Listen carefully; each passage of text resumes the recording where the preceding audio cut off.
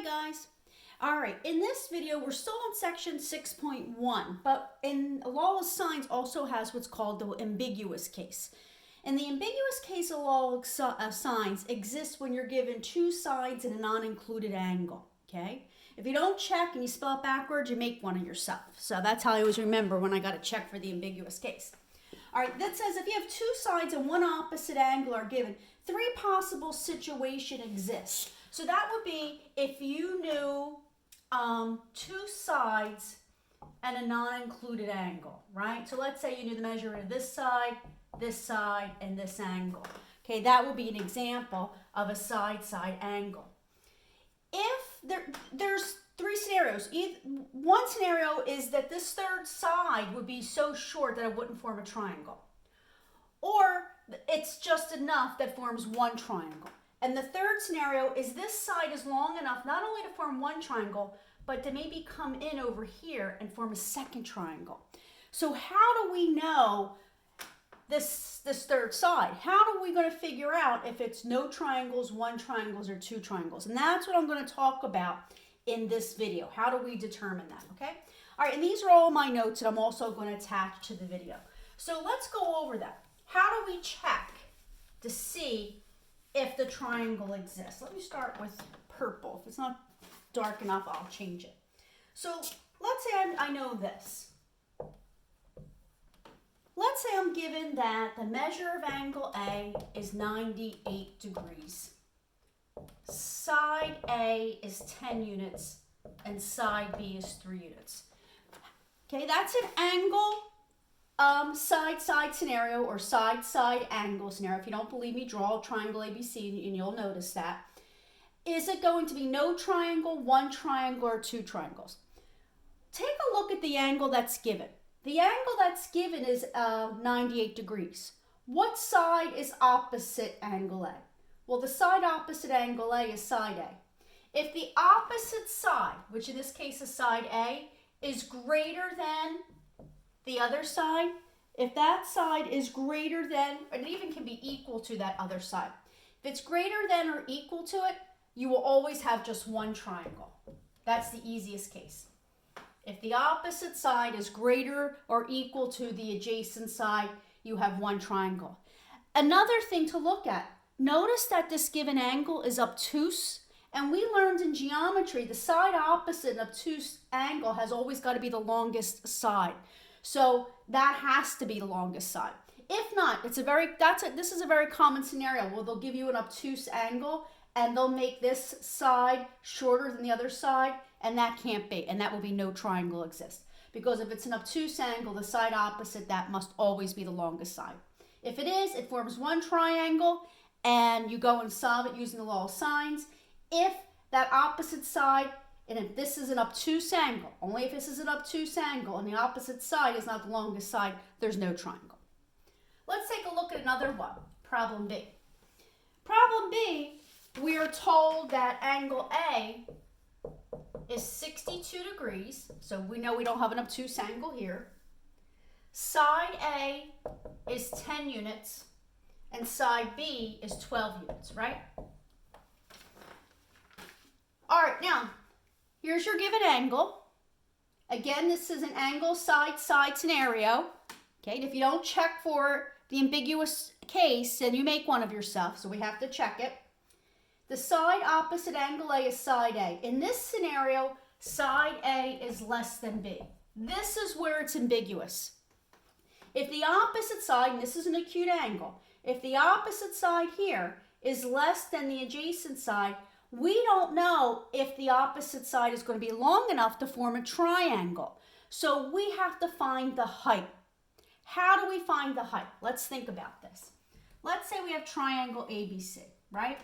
Here's A, B, C. We're given that angle A is 62 degrees. Side A is opposite that, and side A is 10 units. Side B is opposite angle B, and that's 12 units, okay? We have to find the height of this triangle. So that would be, the height is formed by going from the vertex of an angle, forming a right angle. So this is our height. How do we find the height? Well, I can do the sine of that angle. The sine of 62 degrees is equal to opposite over hypotenuse, h over side b, which is 12. Then solve that for h, so multiply both sides.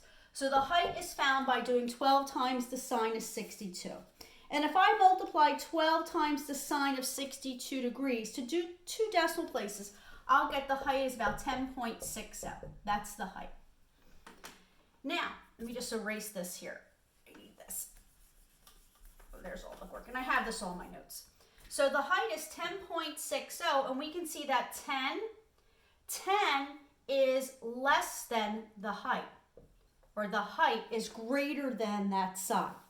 What that means, since the height is greater than this side, side A, this side's too short, and it's never going to come down and connect there. So if the opposite side is less than the height, that means that opposite side's too short and won't form a triangle. So this is an example of where no triangle exists, okay? And I have it all in my notes so you can take a look at it also. All right, let's take a look at another one. Take a look at this example problem. In this example problem, I'll call it example problem C, angle A is 20 5/10 of a degree, and side A is 12 meters, and side B is 31 meters. It's an angle side-side scenario, so again, it's ambiguous. I got to check. Here's angle A. It's acute. The side opposite angle A is side A. Side A is less than side B. If side A is less than side B, you have to find the height. Now, you can draw the picture like I did before and draw it in there, but the easiest way to remember how to find the height is equal to the sine of the given angle, which is angle A, times the side next to it, which is side B. And the way to remember it is these two letters have to be different. Okay, you can't have the same letters. But you can draw the picture like I did in the other example. In other words, the height is going to be equal to 31 times the sine of 20.5 degrees. So if I plug that into my calculator, 31 times the sine of 20.5 tells me that the height is approximately 10.86 units. If I compare the opposite side A to the height, A is greater than the height. 12 is greater than 10.86. That means that side is so long that it's going to form 2 triangles. They can come out and in. So that's where I have 2 triangles. All right? All right, now I'm going to show you in the next group of examples, we're going to go through how do we find all the missing pieces. Okay, so that's how we determine if 1 triangle, no triangle, or 2 triangle exist. So let's solve them now. All right, let's take a look at this one. In this example problem, I'll call it example problem, this is part 2 now in my notes. This is going to use the law of sines to solve the triangle. If 2 solutions exist, we're going to find both of them. And like I said, I'm going to give you a copy of my lecture notes. Angle A is 31 degrees, side A is 12 inches, and side B is 5 inches. Do you notice again it's an angle side-side scenario, so we have to check for the ambiguous case of the law of sines. Did you notice that side A, this is angle A, the opposite side is A, is greater than B? If the opposite side is greater than or equal to the adjacent side, remember that's 1 triangle. So that's pretty easy. That's just like what we did last week in last week's assignment. And we do the same thing. We got to find the measure of angle B. We got to find the measure of angle C. And we got to find the measure of side C. So we're going to use our law of sines to find everything. We know angle A and side B, and we know side B. So now we're going to find angle B first. So I'm going to do, and last week I did B over the sine of B. I can take that fraction and flip it. I can do angle over side. And I always like to put the unknown part up top. But if you do it the other way, that's fine. I'm going to do the sine of angle B over side B, which is 5 inches. But if I do angle side, I got to do angle side for what I set it equal to. So I'm going to set it equal to the sine of angle A, which is 31 degrees, over the side of measurement of side A, which is 12. Okay, if some of you do 5 over the sine of b and 12 over the sine of 31, it also works out. But I like to put my unknown up top. Cross multiply and solve. So I'll have 12 times the sine of angle B is equal 5 times the sine of 31 degrees. Okay, and I'll put my camera down so you can see the work. Solving it for angle B, so I'm going to divide both sides by 12. Do you notice that that's giving me the sine of angle B? So when you plug this into your calculator, and remember you're in degree mode, you do 5 times the sine of 31 degrees divided by 12. And in your calculator, you're going to get for that one, it's going to be like 0.214599198. That's the sine of angle B. Now to evaluate, you got to hit inverse sine. Remember we hit inverse sine, second answer, and plug it back in.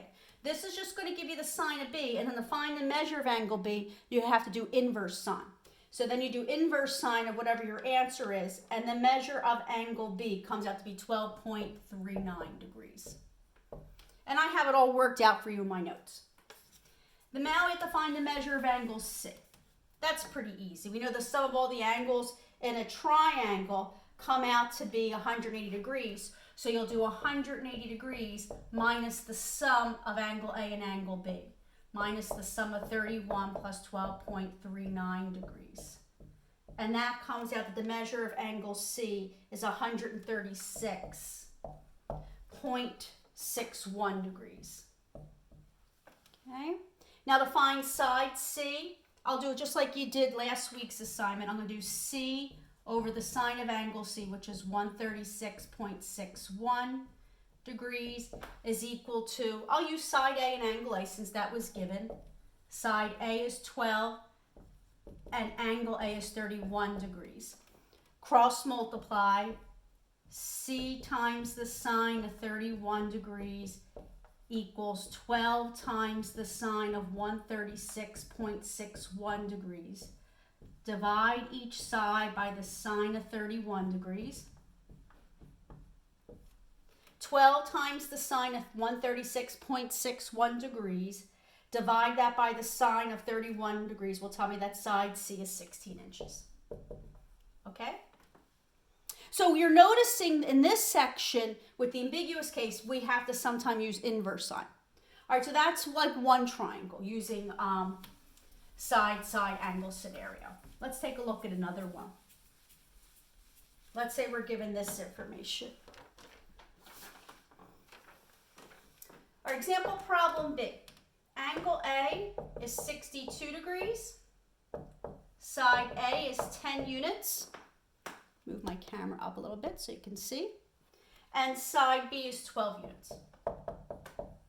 Do you notice it's ambiguous? An angle side-side scenario. The given angle is acute. The side opposite angle A is side A, and A is less than B. This is where it's ambiguous. Oh, it's a little unclear. Just clear this up a little bit. There we go. All right, side A is less than B. We don't know if this side's long enough to form a triangle, so we have to find the height. To find the height, it's the sine of the angle, angle A, times the side that's next to that angle, which is side B. Okay? Remember I said a minute ago these letters have to be different. It won't always be B times sine of angle A. It's whatever angle they give you. So it might switch if they give you maybe angle B or angle C. You just got to remember you got to multiply that sine of that given angle times the side that's adjacent to that. Plug in my value, so the height will be 12 times the sine of 62 degrees. And if I plug that into my handy-dandy calculator, 12 times the sine of 62 degrees is approximately 10.6 units. And now we can see that side A is 10. 10 is less than the height.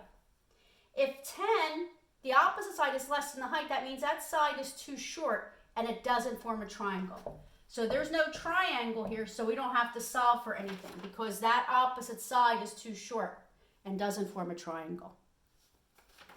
So no work necessary for that one because it doesn't have a triangle.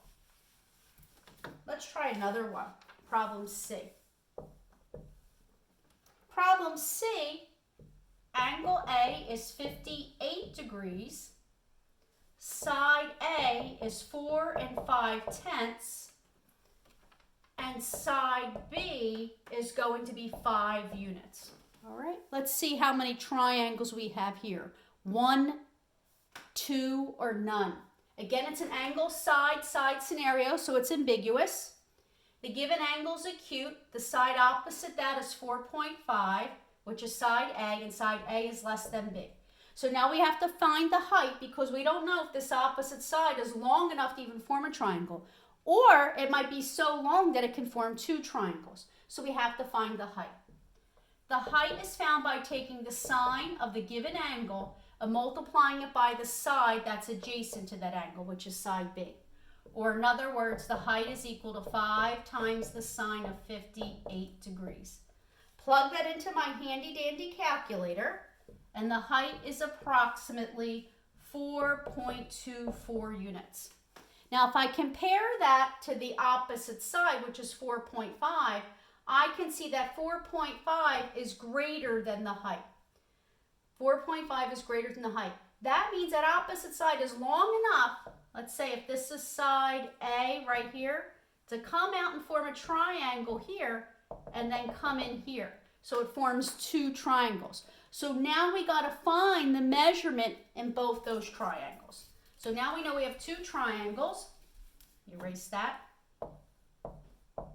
Let's find the measurement in each triangle. So you have your first triangle, and then we have our second triangle.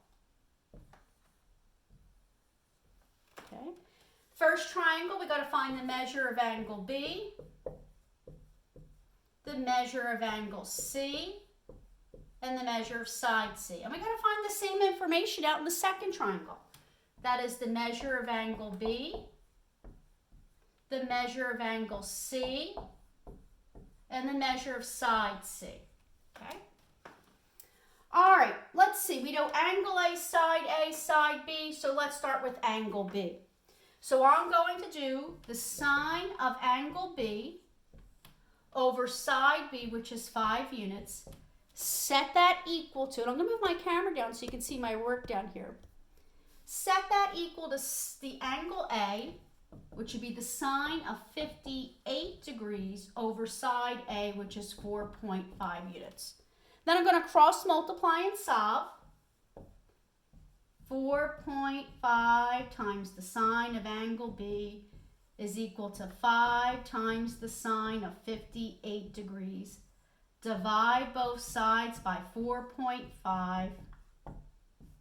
Remember, that's going to give us the sine of angle B. So I'm going to put in my calculator 5 times the sine of 58 degrees. Divide that by 4.5. And in my calculator, I got 0.942275662. That's the sine of angle B. So then you got to hit inverse sine or second sine, and that brings you to inverse sine. Do inverse sine of the answer, and angle B comes out to 70.44 units. It'll tell you in the directions where to round. 1 decimal place or 2 decimal places. So we have 70.44 degrees. That's angle B in the first triangle.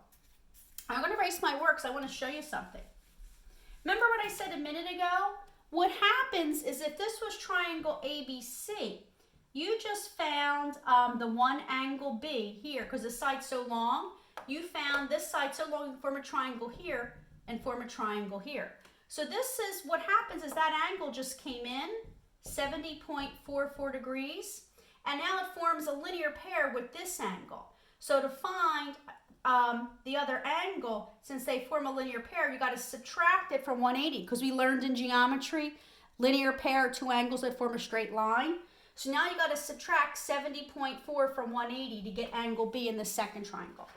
So if I do 180 minus 70.44, that tells me that angle B in the second triangle is 109.56 degrees. Okay? All right, then go back and finish up everything in the first triangle. So now angle C would just be 180 minus the sum of angle A and angle B, 58 degrees plus 70.44 degrees. and that tells us that angle C is going to be 51.56 degrees. Okay, now to find side C, do C over the sine of angle C, or 51.56 degrees. Set that equal to side A, which is 4.5 over the sine of 58 degrees. We've done this so many times now. We cross multiply. C times the sine of 58 is equal to 4.5 times the sine of 51.56. Then divide that answer by the sine of 58, and this will be in my work also. Side C comes out to be 4.16. Always finish up the first triangle before you go on to the second triangle.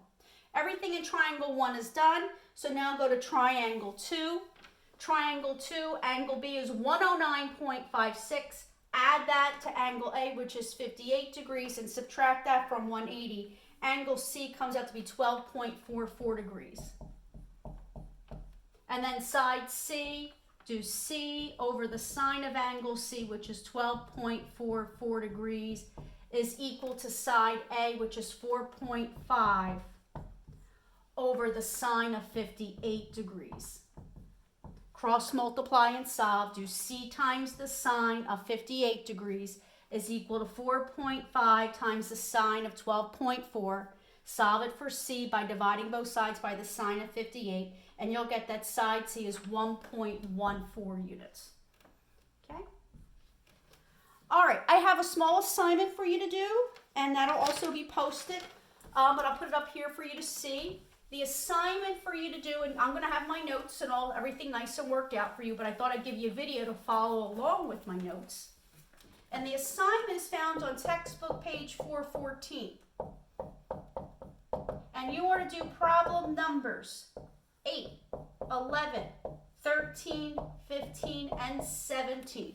All right, let me move the camera up. And when we meet this week, I'm going to go over a few more example problems with you because it can be a little tricky with the ambiguous case. And then you're going to work on these problems. All right, so I'll see you this week when we have our Google Meet. Have a good one.